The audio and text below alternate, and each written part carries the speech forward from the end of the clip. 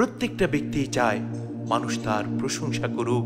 প্রশংসা শুনতে আমাদের প্রত্যেকেরই ভালো লাগে, আর এই প্রশংসা থেকে অন্তরের মধ্যে অহংকার সৃষ্টি হয়। আর অহংকারকারীকে তো আল্লাহ রব্বুল আলামিন কখনোই পছন্দ করেন না। অহংকারকারীকে মহান মালিক ঘৃণা করেন। যার অন্তরের মধ্যে সামান্য পরিমাণ অহংকার থাকবে, ওই ব্যক্তি জান্নাতে প্রবেশ করতে পারবে না। নাউযুবিল্লাহ, নাউযুবিল্লাহ। এজন্যই তো আল্লাহ রাসূল সাল্লাল্লাহু আলাইহি ওয়াসাল্লাম আমাদেরকে এমন একটি দোয়া শিখিয়ে দিয়েছেন, যেই দোয়া যদি কোনো বান্দা নিজের প্রশংসা কারো মুখে শোনার পর পাঠ করে, তাহলে আল্লাহ রব্বুল আলামিন তার অন্তরকে অহংকার মুক্ত রাখবেন এবং তাকে এই প্রশংসার চাইতেও উত্তম কল্যাণ দান করবেন।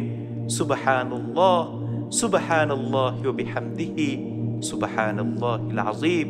সেই দোয়াটি হচ্ছে, যখন কারো মুখে আপনি নিজের প্রশংসা শুনবেন, সাথে সাথে এই দোয়া পাঠ করবেন, আল্লাহুম্মা লা তুআখিযনি বিমা ইয়াকুলুন ওয়াগফির লি মা লা ইয়া'লামুন ওয়াজআলনি খায়রাম মিম্মা ইয়াযুন্নুন।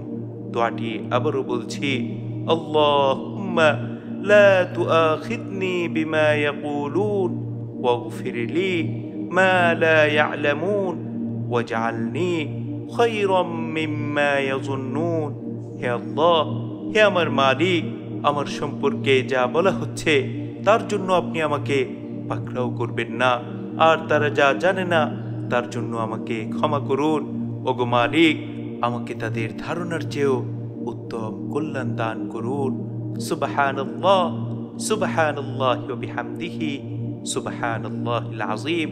সুতরাং যদি কেউ আপনার প্রশংসা করে আর আপনি অহংকার মুক্ত থাকতে চান, তাহলে কারো মুখে আপনার প্রশংসা শোনার সাথে সাথে এই দোয়া পাঠ করুন, আল্লাহুম্মা লা তুআখিযনি বিমা ইয়াকুলুন ওয়াগফির লি মা লা ইয়া'লামুন ওয়াজআলনি খায়রাম মিম্মা ইয়াযুন্নুন।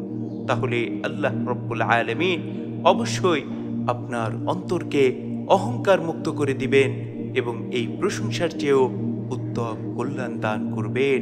সুবহানাল্লাহ, সুবহানাল্লাহি ওয়া বিহামদিহি, সুবহানাল্লাহিল আযীম।